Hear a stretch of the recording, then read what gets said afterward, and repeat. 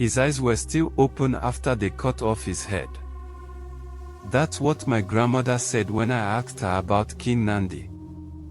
She never looked at me when she told the story. Her eyes stayed fixed on the fire, like she was afraid it would stop burning if she blinked.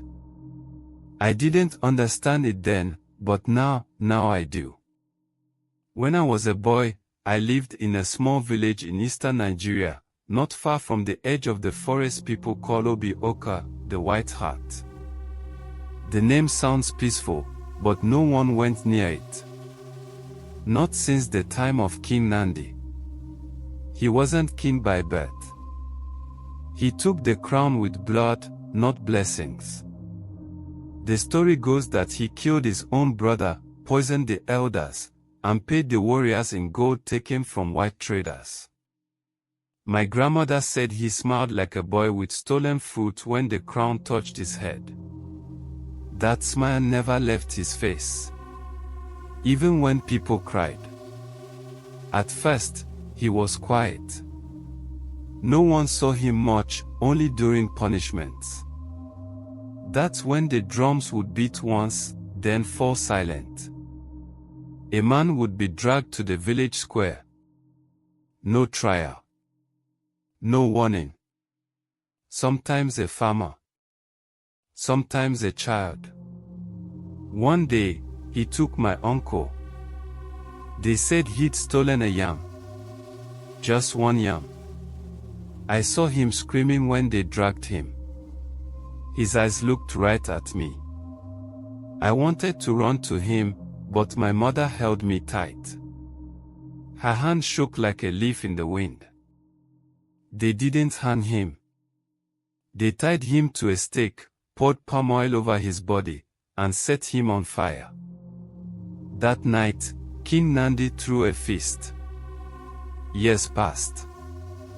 The sky grew darker over our village. Not with clouds, but with fear. Crops rotted.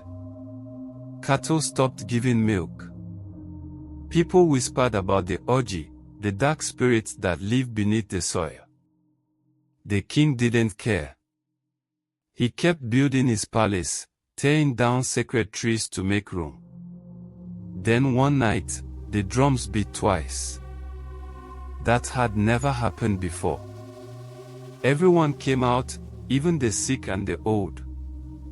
In the square stood the king, shirtless, barefoot, smiling. Behind him, 4 girls knelt, heads bowed. All daughters of the hunters. Pure blood, untouched by death. He said they were gifts to the forest, that the White Heart demanded them. That's when we knew he had lost his mind. Or maybe something else had taken it. The next morning, they were gone. No burial. No word. Just red cloth tied to the trees at the edge of the forest. My grandmother spat when she saw them. She said, even spirits choke on flesh taken without permission. She was right. That night, the dogs howled and wouldn't stop. Then came the sound of branches snapping, like bones in a giant's mouth. The wind carried a smell like burnt hair and wet soil. We locked ourselves in. By morning, the king's palace was in ruins. They found him in the square, sitting on his throne, his head on the ground beside him. His eyes were wide open, still smiling. The elders buried his body deep in the forest, and no one ever said his name again. Not until I did. And now I hear the drums. Once. Twice.